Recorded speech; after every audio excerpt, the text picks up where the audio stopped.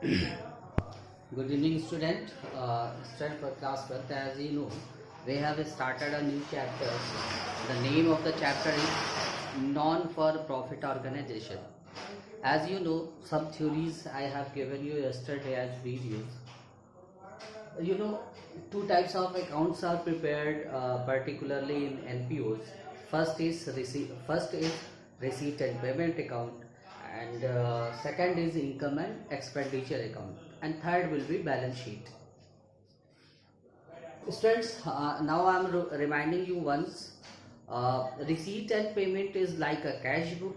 Income and expenditure account is like a profit and loss account that you have learned in class 11. And balance sheet, you know. But today I am going to teach you question number first from D.K. Goyal books. The first question I have written here. This is the receipt and payment account. Along with this, first of all, I am going to teach you what questions wants. From the following information, prepare income and expenditure account for the year ending on 31st March 2016 of an entertainment club. किसी entertainment club के इस receipt और payment से income और expenditure account बनाना है आपको कब 31st March 2016 को for the year ending. क्या दिया है इसमें? कैश बैलेंस दिया है 7200. देखिए स्टूडेंट, कैश बैलेंस कब हम जरूरत पड़ेगी? जब हमको बैलेंस शीट प्रिपेयर करना हो. इस पर्टिकुलर क्वेश्चन में इसने ये कहा है सिर्फ रिसीट और पेमेंट अकाउंट से आपको इनकम और एक्सपेंडिचर अकाउंट बनाना है. देखिए स्टूडेंट, मैं एक बार बताने की कोशिश करता हूँ, जो कि मैंने आपको लिटरली आपको इससे पहले की वीडियो में बता चुका हूँ. फिर भी रिसीट और पेमेंट एक कैश बुक के जैसे होते हैं, प्रिपेयर किया जाता है. जैसे कि कुछ भी आप 2016 का अकाउंट मेंटेन कर रहे हो, but if you will get the amount that was due from 2012, doesn't matter if you are getting the amount, you will mention in the receipt side either it's belong to 2012 and either it belongs to 2020. But you are maintaining the account for 2016. This is the receipt account. Payment, if you are maintaining the account for 2016, either you have paid dues amount for 2012, either you are paying the future amount for 2020. But if you have paid, then you will write here in payment side. This is the receipt and payment account. But income or expenditure is maintained for the particular period of time for the same thing that we prepared the profit and loss account. Got it? Basic difference यही होता है. तो अब देखिए, cash balance की जरूरत पड़ती है जब हम बैलेंस शीट बनाते हैं. लाइफ टाइम मेंबरशिप फी क्या होती है कि देखिए होता क्या है कि नॉन प्रॉफिट ऑर्गेनाइजेशन में जैसे आपने कोई क्लब खोला और कुछ मेंबर्स को जुटाए जो कि लाइफ टाइम मेंबरशिप के नाम पर एक फ़ी देते हैं. तो वो एक बार देते हैं पूरे के पूरे उस आपकी जो सोसाइटी है, जो आपका ट्रस्ट है, जो आपका एनजीओ है, पूरे के पूरे उसके लाइफ टाइम पे यूज़ करेंगे आप. तो ये इस साल की इनकम में कंसिडर नहीं किया जाता. सॉरी. फिर है लॉकर्स रेंट. लॉकर की रेंट है 22,000. देखिए, लॉकर्स रेंट हमारे इस साल की इनकम में जाता है. होता क्या है, आपने देखा होगा कि किसी मंदिर में, बहुत बड़ी मंदिर में आप अगर जाते हैं तो वहाँ पर मोबाइल, आजकल सबके पास मोबाइल होते हैं. मोबाइल कलेक्ट करने के लिए चप्पल कभी कभी रखा. आप अपने यहाँ काशी विश्वनाथ के मंदिर में जाएंगे तो हर छोटे छोटे लॉकर बने होते हैं. आपका मोबाइल, जो भी आप की अपना वॉलेट, सब उस लॉकर में रख देते हैं. तो मान लीजिए कोई एनजीओ ऐसा है काम कर रहा है, कोई ट्रस्ट ऐसा है काम कर रहा है, वो लॉकर के बहुत सारे ऐसे भी वो होते हैं, ट्रस्ट होते हैं जो जैसे लॉकर की सुविधा को प्रोवाइड कराते हैं, जिसमें समटाइम्स कुछ लोग ज्वेलरी भी रख देते हैं. ये तो अपने ट्रस्ट और बिलीफ के ऊपर है कि कौन यूज़ करता है. तो लॉकर की एक सुविधा दी जाती है कुछ एनजीओज द्वारा, जिसके माध्यम से वो उनकी कुछ इनकम का जरिया हो जाता है. तो लॉकर्स रेंट इस पर्टिकुलर ईयर का रेंट इनकम माना जाएगा. तो लॉकर्स रेंट देखिए हमने लिखा है, ये इनकम साइड है, बाई लॉकर्स रेंट 22,000. फिर है एंट्रेंस फी.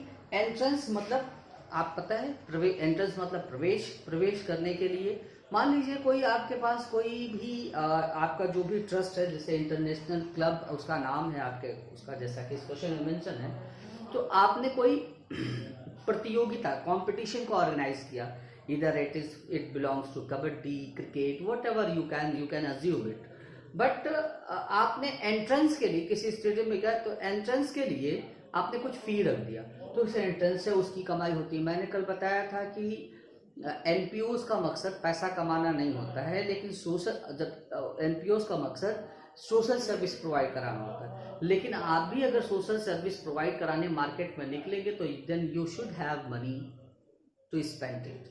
तो ऐसा नहीं है, कल इसीलिए मैंने डिफाइन किया था, कल के आप वीडियोस देखिए, उससे नोट्स प्रिपेयर करें। मैं फिर से आपसे रिक्वेस्ट कर रहा हूँ कि अगर आप किसी चीज़ को पढ़ रहे हैं और उससे रिलेटेड थ्योरीज का पोर्शन नहीं समझ पाते, आप क्या पढ़ रहे हैं, तो फिर बेकार है।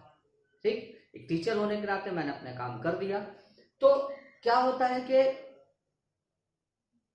उसका मकसद तो पैसा कमाना नहीं होता, लेकिन समटाइम्स कुछ अर्निंग होती है तो उसको फेंका नहीं जाता।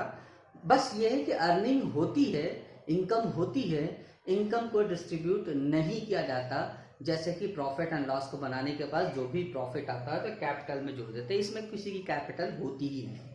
ठीक है, तो एंट्रेंस फीस भी देखिए 5700 आपके इनकम साइड चलेगी। लाइफ टाइम मेंबरशिप फी नहीं, इस साल वो भी इनकम है, बट इस साल की इनकम नहीं है, वो एंटायर लाइफ के लिए, तो हम किसी पर्टिकुलर ईयर में क्यों दिखाएंगे। फिर है सब्सक्रिप्शन, इसको बोलते हैं चंदा। सब्सक्रिप्शन देखिए हम 2016 यहाँ पे बोल दिया गया for the year ended March 31, 2016 आपके पास चंदा है 2014-15 का 14,200। 14-15 सन को क्या मतलब, ये रिसीट और पेमेंट में हमने बताया वो तो लिखेंगे ही लिखेंगे, क्योंकि चाहे जैसे भी पैसा मिले, पैसा है, इट्स लाइक कैश बुक, पैसा आया तो उन्होंने रिसीट की तरफ लिख दिया। लेकिन हमें 2016 मतलब 2015-16 से मतलब है। 15-16 को देखिए 3,46,000, हमने सब्सक्रिप्शन लिखा 3,46,000, गॉट इट। फिर है डोनेशन फॉर स्विमिंग पूल। देखिए स्टूडेंट, एक और बात बताते हैं, दो तरीके के किसी भी ट्रस्ट को, किसी भी एनजीओ को दो तरीके से दान मिलता है। एक होता है स्पेसिफिक डोनेशन। स्पेसिफिक डोनेशन किसी स्पेशल काम के लिए दिया जाता है। स्पेशल काम कैसा हो सकता है, स्पेशल काम जैसे इसमें लिख दिया डोनेशन फॉर स्विमिंग पूल, मतलब वो स्विमिंग पूल बनाने के लिए पैसा दिया गया, उस पैसे का इस्तेमाल कहीं नहीं कर सकते आप, वो पैसा मिला आपको कि आप जाइए स्विमिंग पूल बनाइए। तो इस तरीके जो स्पेसिफिक डोनेशन होता है उसको हम इनकम्स की तरह से ट्रीट नहीं करते हैं, वो मिलता है उस पर्टिकुलर काम के लिए। ठीक है, तो ये हमारे लिए इनकम नहीं है। फिर है इंटरेस्ट, ये हर साल मिलता है, तो इंटरेस्ट हमारे लिए इनकम है, 15,000 गया इनकम। फिर है मिसलेनियस इनकम, थोड़े बहुत। अब मिसलेनियस इनकम के लिए आप कह सकते हैं, जैसे मान लीजिए कि आपका जो भी आपका एंटरटेनमेंट क्लब है उसमें न्यूज़पेपर या मैगजीन्स आती हैं, एक साथ बेच दिया तो कुछ पैसे मिल गए, कुछ टूटे, मतलब किसी तरीके की मिसलेनियस इनकम तो हो ही जाते हैं, तो वही दिया मिसलेनियस इनकम 700। फिर है इनकम फ्रॉम एडवर्टीजमेंट। तो इनकम फ्रॉम एडवर्टीजमेंट, अब ये समझिए कि आप सोच रहे होंगे कि एक क्लब या फिर एनजीओ में एडवर्टीजमेंट से इनकम कैसे जनरेट होती है। मैं आपको छोटा सा एग्जांपल देता हूँ, आपको समझ में आ जाएगा। आप मान लीजिए कि मेरा इंटरनेशनल क्लब है, मैंने एक कंपटीशन रखा, और जैसे आप बड़े बड़े क्रिकेट मैच को देखे होंगे, जब प्राइज डिस्ट्रीब्यूशन होता है तो पीछे एक तरफ संजय मंजरेकर कमेंटेटिंग कर रहे होते हैं, प्राइज डिस्ट्रीब्यूशन के लिए प्लेयर्स को बुला रहे होते हैं, पीछे बड़ी बड़ी कंपनियों के नेम प्लेट्स होते हैं। ठीक है, तो वो क्या होते हैं, वो कंपनियां उस नाम पर अपने प्रचार को कराने के लिए उनको उस पर्टिकुलर जो मैच करा रहा होता है उसको पैसा दे दिया जाता है। ठीक है, उसी तरीके से जब छोटे लेवल पे बात करेंगे, मान लीजिए हम, मेरे स्कूल का नाम है एसएनएस नेशनल स्कूल, और एसएनएस नेशनल स्कूल में अगर कोई कंपटीशन कराया जाता है तो उसके लिए मान लीजिए अगल बगल के 2-3 संस्थाओं ने अपना बैनर लगवा दिया, तो बैनर के नाम पे कुछ एक तरीके से उनका एडवर्टीजमेंट हो रहा है, दर्शक आ रहे हैं, देख रहे हैं, तो उनके एडवर्टीजमेंट को भी देखा जा रहा है, दर्शक देख रहे हैं, तो एडवर्टीजमेंट के नाम पे भी आपके पास एक क्लब को आपको इनकम हो सकती है, that is income from advertisement. तो ये भी मेरी इस साल की इनकम है 12,000। इस तरफ का टोटल इनकम्स का टोटल क्या स्टूडेंट, तो 4,01,400 आया। अब जब बात करते हैं थोड़ा एक्सपेंडिचर की, देखिए रेंट 48,000, ये खर्च है इस साल का।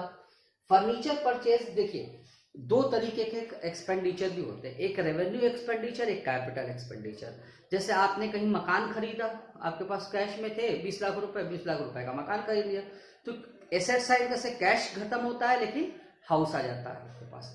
ठीक है स्टूडेंट, तो उसी तरीके से जो कैपिटल एक्सपेंडिचर होता है वो उसको एक्सपेंडिचर के साइड में नहीं लिखते, सिर्फ रेवेन्यू एक्सपेंडिचर को ही लिखते हैं। तो रेंट तो इस साल का गया एक्सपेंस है, बट फर्नीचर आपने परचेस किया तो वो रेवेन्यू एक्सपेंडिचर नहीं है। फिर है सैलरी 2,40,000, ये भी एक्सपेंडिचर है। इंश्योरेंस प्रीमियम 12,600, ये भी एक्सपेंडिचर है। टेलीफोन चार्जेस, ये भी एक्सपेंडिचर है 18,200। प्रिंटिंग, ये भी एक्सपेंडिचर है 4,100। अब क्या है, इन्वेस्टमेंट परचेस, ये हमारे लिए कोई भी, हमने बताया कि रेवेन्यू एक्सपेंडिचर, कोई भी इन्वेस्टमेंट आप खरीद रहे तो खरीद रहे हैं, वैसे तो हम सारे पैसे को खर्च कर लेंगे। ठीक है, फिर है कैश बैलेंस, इसको जब बैलेंस शीट बनाएंगे तभी जरूरत पड़ती है। तो इतने प्रिंटिंग तक के खर्चे को यहाँ तक को जोड़ा आपने, तो कुछ आ रहा था, मैंने यहाँ पे लिखा था 3 लाख समथिंग आ रहा था, वो इरेज कर दिया। आप इतने ही खर्चे को जोड़ देंगे, जब 4,01,400 में से यहाँ तक को डिडक्ट करेंगे तो 78,500 आ रहा है। वही 78,500 आपका सरप्लस है। देखिए इनकम की साइड ज्यादा है और एक्सपेंडिचर कम है, तो आपको अब देखिए जैसे इसमें प्रॉफिट नहीं लिखते, या तो सरप्लस लिखेंगे या तो डेफिसिट लिखेंगे। सरप्लस और डेफिसिट लिखने का ये मतलब ये है कि देखिए एनपीओ इसलिए नहीं बनाया जाता कि इससे प्रॉफिट करें, तो हम प्रॉफिट दिखा ही नहीं सकते, हम क्या दिखाएंगे, सरप्लस, एक्सेस ऑफ, या एक सेंटेंस और लिख सकते हैं, excess of income over expenditure, मतलब इनकम ज्यादा है एक्सपेंडिचर, बस उसी को सरप्लस बोलते हैं। ठीक है, प्रॉफिट या लॉस नहीं करते क्योंकि इसका मकसद ही प्रॉफिट का नहीं होता। ठीक, ये था question number 1 student. I hope कि आपको समझ में आया होगा। अब आगे की क्लासेस के लिए फिर देखते हैं, नेक्स्ट वीडियो के लिए वेट कीजिए। That's all, thank you.